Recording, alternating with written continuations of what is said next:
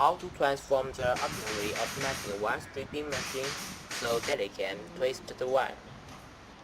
You have to buy a set of twisting devices from our company first, including models, adapter gears, screws, etc. Remove the wire feed roller from the original machine.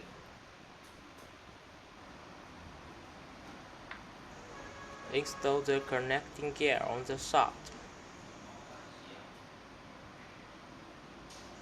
Note that the screw fixing position should be aligned with the plane on the shaft. The gear is flushed with the end of spindle and tighten the screw.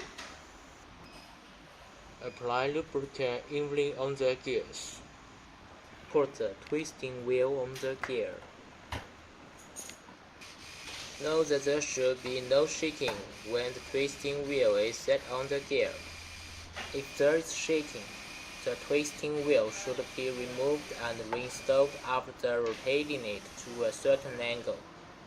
After installation, move the twisting device to make the device perpendicular to the machine. Fix the twisting device with the connecting screw of the machine. Then lock the fixing screws.